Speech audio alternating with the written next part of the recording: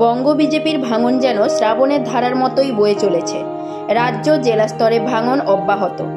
এদিন কেন্দ্রীয় আইটি সেলের নীলাদ্রি ব্যানার্জি তৃণমূলে যোগ দিলেন দক্ষিণ কলকাতার বরিষ্ঠ তৃণমূল নেতা দেবাশিস কুমারের হাত ধরে। সঙ্গে বাংলার সিংহভাগ ব্যবসায়ী প্রায় 150 জনের একটি দল যোগ দিলেন তৃণমূল দলে। কি বলছেন এ বিষয়ে দেবাশিস কুমার? না, আমার মনে হয় যে যারা বলছেন যে আমাদের এবারই শেষ দাঁড়াতে দেবেন, তার মানে এবারে ওরা নেই আর কি, এটা বোঝা যাচ্ছে। এবছর যখন ওরা নেই তাহলে এই নিয়ে আলোচনা করে লাভ কি? এবছর আগে হয়ে যাক, আবার 5 বছর পর আলোচনা হবে। এবছর দাঁড়াতে দেবেন না বলছেন না, মানে এবারটাই শেষ দেবেন বলছেন, ঠিকই আছে, তাহলে এবারে হোক, পরের বছর দেখা যাবে না। বারবার যেটা দেখা যাচ্ছে যে পশ্চিমবঙ্গে বিজেপির একটা ভাঙনের পরিস্থিতির সৃষ্টি হচ্ছে, সেটা নিয়ে সমস্যা হচ্ছে কিছু মানুষ যারা বিজেপিতে যোগদান করেছিলেন অনেক আশা নিয়ে। মূলত একটা আশা ছিল যে যারা বাংলায় একটা পরিবর্তন নিয়ে আসতে পারবেন এবং যে পরিবর্তনটা একটা সদার্থক পরিবর্তন হবে, যে পরিবর্তনের মধ্যে দিয়ে বাংলার উন্নয়নটা হতে পারে। অনেকেই স্বপ্ন দেখেছিলেন, পরবর্তীকালে তারা দেখলেন যে সেই স্বপ্ন বাস্তবায়িত করার কোনো জায়গা নেই। এই কারণে যাদের হাতে নেতৃত্ব তারা পশ্চিম বাংলায় এই কাজ করার পক্ষে যোগ্য নন।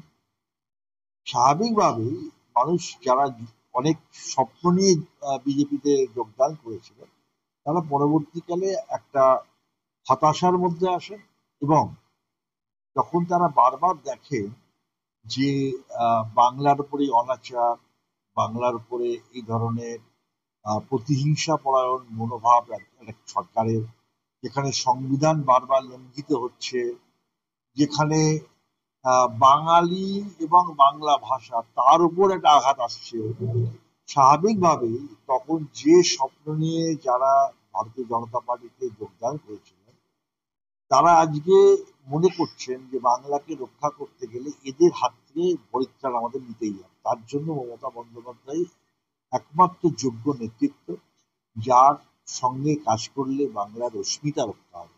এই লড়াইটা বাংলার অস্মিতাকে রক্ষা করার লড়াই। একদল বাংলার অস্মিতার উপর আঘাত করছেন, আর মমতা বন্দ্যোপাধ্যায় বাংলার অস্মিতাকে রক্ষা করার লড়াই করছেন।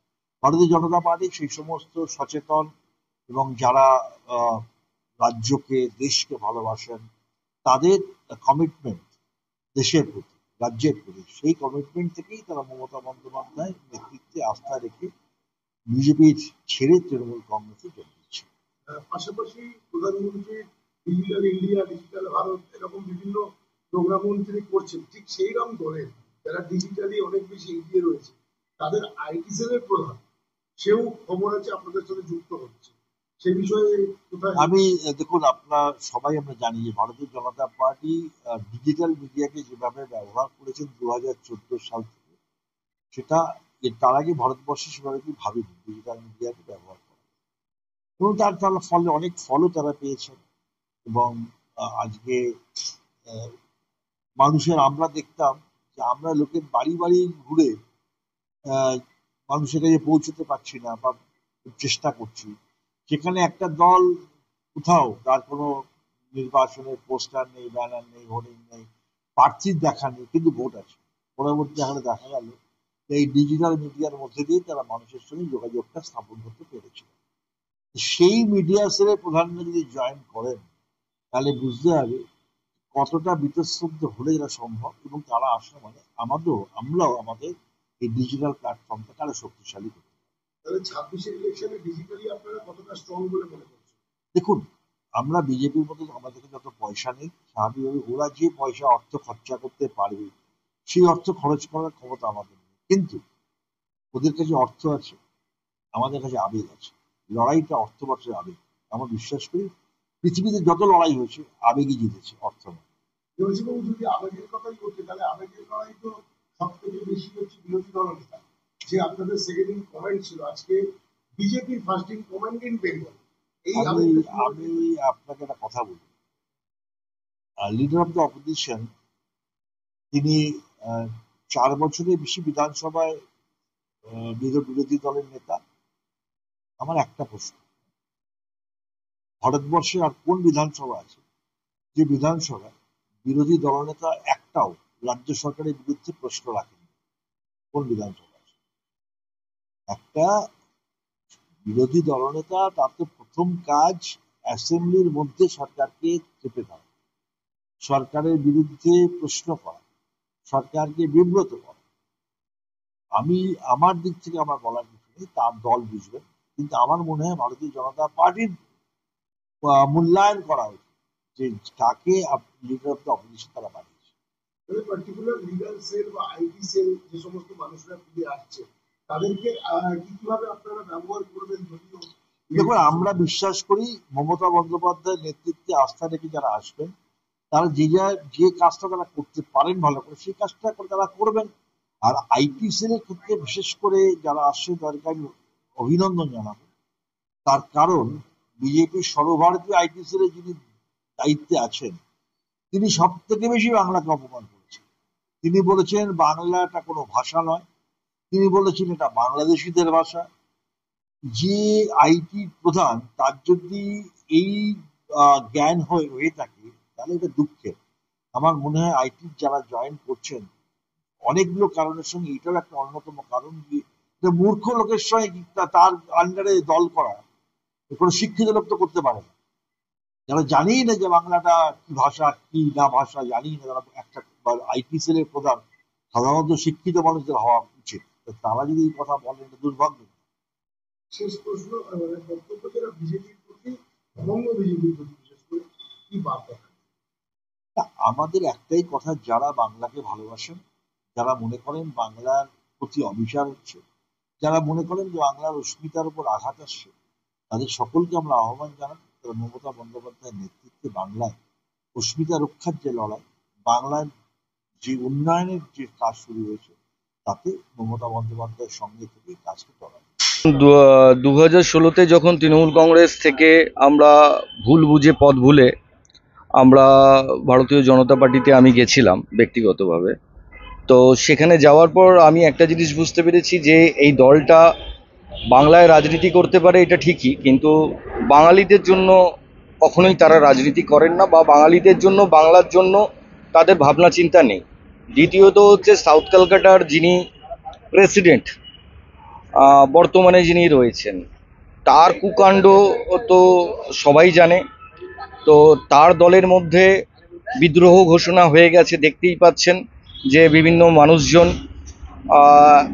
আসছেন, চলে আসছেন, জয়েন করছেন। প্রাক্তন সভানেত্রী ভারতীয় জনতা পার্টির সঙ্গমিত্রা চৌধুরী উনি ভেরি রিসেন্ট জয়েন করে গেছেন। 15 আগস্টের দিনকার অনারেবল মিনিস্টার চন্দ্রিমা ভট্টাচার্য দেবাশিস কুমার দার হাত ধরে জয়েন করেছেন। আজকে এত মানুষ আমাদের সঙ্গে যুক্ত হলেন। নীলাদ্রি ব্যানার্জি উনি দল থেকে বসে গেছিলেন মানসিক দুঃখ নিয়ে, সেখান থেকে দাঁড়িয়ে আজকে যারা ভারতীয় জনতা পার্টিতে দুঃখ পেয়েছে, কষ্ট পেয়েছে, তাদেরকে মানে স্বগরিমাতে আমরা তাদেরকে আপন করে নিচ্ছি তৃণমূল কংগ্রেসের তরফ থেকে। আর তাদেরকে তৃণমূল কংগ্রেসের যথাযোগ্য সম্মান দেওয়ার গ্যারেন্টি সৃষ্টি হয়েছে। মুখ্যমন্ত্রী মমতা বন্দ্যোপাধ্যায়, অভিষেক বন্দ্যোপাধ্যায় ও আমাদের প্রিয় দাদা দেবাশিস কুমারের হাত দিয়ে এনাদের সবার জয়েনিং হয়েছে, আর সবাই যোগ্য সম্মান পাবে। নিজ নিজ ক্ষেত্রে যারা যে যেই জায়গায় কাজ করতেন সেই কাজ করার সুযোগ পাবেন, যার যেই বিষয়ে ট্যালেন্ট আছে। আর বিষয় হচ্ছে যে নেতা তৈরি হওয়া মানে একটা জনগণের ভাইবস কাজ করে, ভোটারদের ভাইবস কাজ করে। যে ভোটারদের কাছে আজকে আপনারা একজন অন্যান্য দলের মুখ, তাদের কাছে এই দল বদলের পরে কি বার্তা থাকবে? দেখুন, বিষয় যেটা হচ্ছে যে মানুষ বুঝতে পারছে যে বাংলা শুধু নয় গোটা ভারতবর্ষকে বিজেপি বঞ্চিত করছে, আর মধ্যবিত্তরা সব থেকে বেশি এফেক্টেড হচ্ছে। আজকে দেখুন না, এথানল নিয়ে আপনি ফেসবুক টুইটার যেখানেই খুলবেন এথানলের 20%, এখানে কারা এফেক্টেড হচ্ছে? মধ্যবিত্ত স্কুটি চালাচ্ছে, মধ্যবিত্তর একটা কষ্ট করে লোনে বাইক কেনা, সেই জায়গা থেকে এথানল হলো।